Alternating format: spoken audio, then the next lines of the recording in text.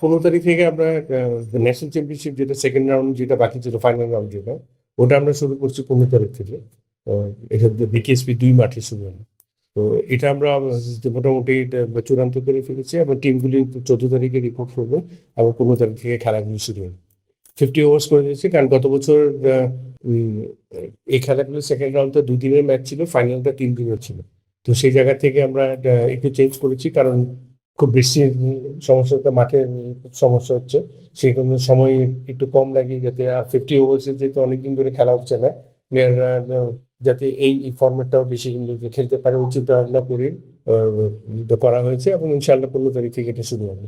সবার সাথে আলোচনা করে কিন্তু সিদ্ধান্তটা নেওয়া হবে যে আমরা বেস্ট পসিবল যে যে সিদ্ধান্তটা হবে সেটাই কিন্তু নেওয়া হবে। তো এটার জন্য একটু অপেক্ষা করতে হবে, যেটা বললাম যে আগামীকাল আমাদের অফিসিয়ালি সবকিছু প্রেসিডেন্ট মনে ব্রিফ করবে। তো সেই জন্য আপনাদের এই সময়টা পর্যন্ত একটু অপেক্ষা করতে হবে। নিউজিল্যান্ড যথেষ্ট ভালো দল এবং সব ফর্মেটে কিন্তু একটা চ্যালেঞ্জ সবসময় যে কোনো দেশকেই দেয়। তো সেই হিসাবে নিউজিল্যান্ড সিরিজটা ওটা হালকাভাবে নেওয়াটা যাবে না, কারণ যেহেতু আমাদের হোম সয়েলে খেলা, আমাদের পয়েন্টগুলি খুব দরকার আছে। এখানে হালকাভাবে চিন্তা ভাবনা, কারণ ওরা অনেক কিছু খেলোয়াড় কিছু পরিবর্তন করে এসছে। ওদের রেগুলার যে খেলোয়াড়রা আছে ওদেরকে অলমোস্ট বেশ কিছু পরিবর্তন করে এনেছে। তো আমার মনে হয় ওটাকে হালকা করে নিলে কিন্তু আমাদের আবার বিপদ পড়তে পারে। তো আমার মনে হয় আমাদের সেরাটা সঠিক সময়ে দিতে হবে এবং এই সিরিজটা থেকে অবশ্যই আমরা কিছু ইতিবাচক পারফরমেন্স চাই যেটা আগামী সিরিজে কাজে লাগে। আপনি দেখেন যে কোনো টপ অর্ডার বলেন, মিডল অর্ডার বলেন বা লোয়ার অর্ডার বলেন, সবকিছুই কিন্তু আপনাকে তৈরি করতে হয় খেলোয়াড় কিন্তু আপনার ডোমেস্টিক ছিল।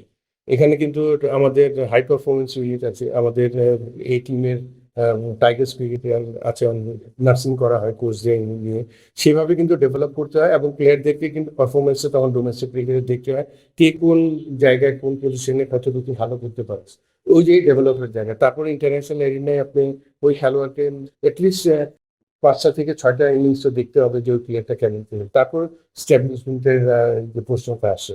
এখানে ধাপে ধাপে আপনাকে ওইভাবে চিন্তা করে আগাতে হয়। একটা খেলোয়াড়কে ওইভাবে চিন্তা করা হয় না যে আপনি নিয়ে শুরু থেকে আপনার টপ অর্ডারে দিয়ে দিলেন, তারপর আপনার 4টা বা 5টা ইনিংসে কোনো রেজাল্ট হলো না, আপনি ওকে বাদ দিন। এইভাবে চিন্তা ভাবনাটা করলে ওই প্লেয়ার থেকে কিছু পাওয়া যায় না। তো এটা আমাদের এখানে দীর্ঘদিন ধরেই আমরা ওপেনের প্লেয়ারটা নিয়ে সমস্যা হচ্ছিল এবং মিডল অর্ডারে এখন যেটা সমস্যা হচ্ছে।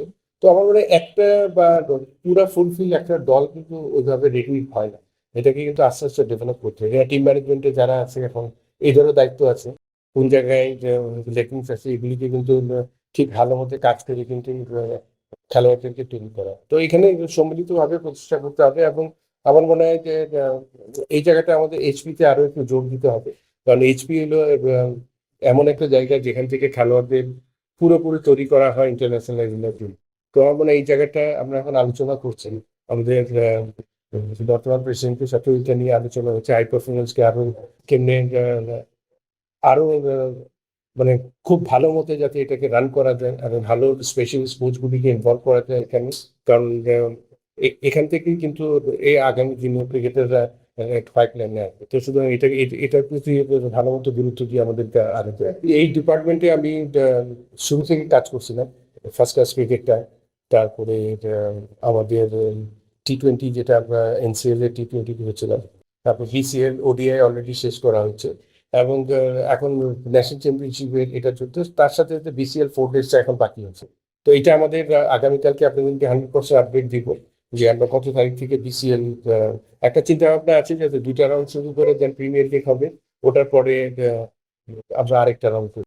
তো সিঙ্গেল রাউন্ডে এবার ফাইনাল খেলা না রেখে 3টা রাউন্ড করে আমরা টপকে টপ 2 চ্যাম্পিয়ন আসলে এইভাবে আমরা আগাচ্ছি। তো টুর্নামেন্ট কমিটির যে সমস্ত কার্যক্রম আছে এগুলি স্মুথলি চলছে এবং আগামীতে বিসিএল এবং ন্যাশনাল চ্যাম্পিয়নশিপ হলে তো পুরোপুরি এই সিজনটা এইভাবে লক্ষ্য রাখবে। এটা সবাই আলোচনার মাধ্যমে কিন্তু এই সিদ্ধান্তটা নেওয়া হয়েছে এবং এখন সবচেয়ে ইম্পর্টেন্ট ব্যাপার হলো যে মাঠগুলির স্ট্যান্ডার্ডটা আমরা কিভাবে করতে পারি। আমাদের একটা টিম কিন্তু এটা নিয়ে কাজ করছে এবং ওরা ওরা পুরোপুরি রিপোর্টটা আগামীকালকে মনে হয় দিবে, তারপর সিদ্ধান্তটা নেওয়া হবে কিভাবে আগাবে। তো আমার মনে হয় যে এটা আমাদের জন্য একটা একটা চ্যালেঞ্জিং প্লাস একটা একটা একটা বড় প্লাস পয়েন্ট হবে যদি 6টা ম্যাচে খেলা করা যায়, যেটা মাঠের আমাদের যে অভাব হচ্ছে, যে মাঠের জন্য চিন্তা করে অনেক খেলা কিন্তু করা যায় না, ক্ল্যাশ হয়ে যায়।